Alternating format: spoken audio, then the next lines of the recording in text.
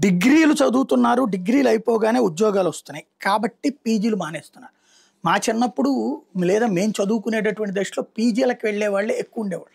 ఎందుకంటే ఇంట్లో సంపాదించే స్తోమత ఉన్నటువంటి తల్లిదండ్రులు ఉన్నప్పుడు డిగ్రీలు అయ్యాక పీజీల తర్వాత ఎంఫిల్‌లు, పీహెచ్‌డీలు చేస్తే ఏ ప్రొఫెసరో, ఏ లెక్చరరో ఏదో ఒక ఉద్యోగాలు సాధించొచ్చు. గవర్నమెంట్ ఉద్యోగాల మీదనే కదా అప్పుడు డిపెండెన్సీ. అప్పుడు ప్రైవేట్ ఉద్యోగాలు ఉండేవి కాదు కదా! అట్లా ఉండేది.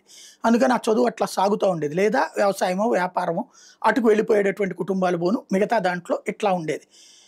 ఈవెన్ అప్పుడు ఎన్ని డిగ్రీలు పెట్టుకున్నారన్నది గొప్ప. ఇప్పుడు సీన్ మారిపోయింది.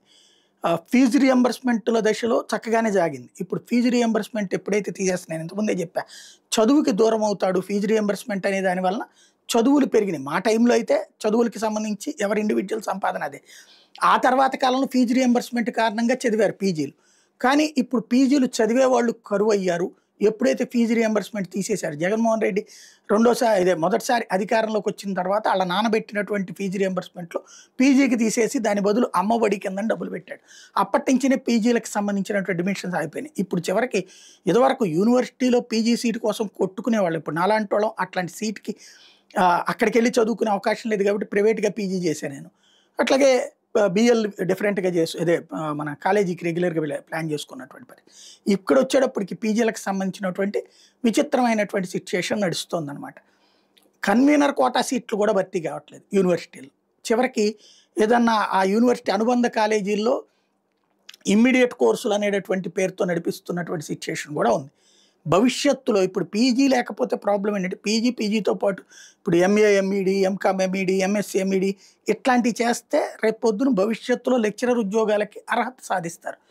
అట్లాగే ఇప్పుడు ఎవరికీ అంత ఓపిక లేదు. అన్ని సంవత్సరాలు చదవటం అంటే డిగ్రీ అయిపోయాక మళ్ళీ ఇంకొక 5, 6 ఏళ్ళు చదవడం అనేటటువంటిది ఓపిక ఆళ్ళని భరించే ఓపికలు కుటుంబాలకి లేవు. వాళ్ళు కూడా ఈ సాఫ్ట్‌వేర్ ఇంజినీర్లు ఈటెట్లో డబ్బులు వస్తున్నప్పుడు ఆటెట్లో ప్రభుత్వ ఉద్యోగాలు ఎప్పుడు వస్తాయని ఎవడనుకోవాలా? కాబట్టి లేదు. అందులో ఇప్పుడు ఈ బీటెక్ కాలేజీల్లో వీటిట్లో చెప్తున్నటువంటి వాటిలకి 10, 25,000, 15,000 వస్తుంటే ఎందుకు చేస్తారు? అట్లాగే పీజీలకు దూరం అయిపోయారు. క్రమంగా చూస్తే ఈ పీజీలు అనేటటువంటిది ఉత్తుత్తిగా మారిపోయినాయి. పీజీ, ఈసెట్, ఎంటెక్, ఎంఫార్మసీ ప్రవేశాలు చూస్తే కన్వీనర్ కోటాలో మంజూరైన సీట్లు 2024 20,283 ఉంటే 2,791 మాత్రమే ప్రవేశాలే. మొత్తం భర్తీ అయిన 9,142. 23లో అంతే. టోటల్‌గా జనరల్ పీజీ ప్రవేశాలు కూడా అట్లాంటి పరిస్థితే ఉంది. జేరే వాళ్ళు కరువయ్యారు.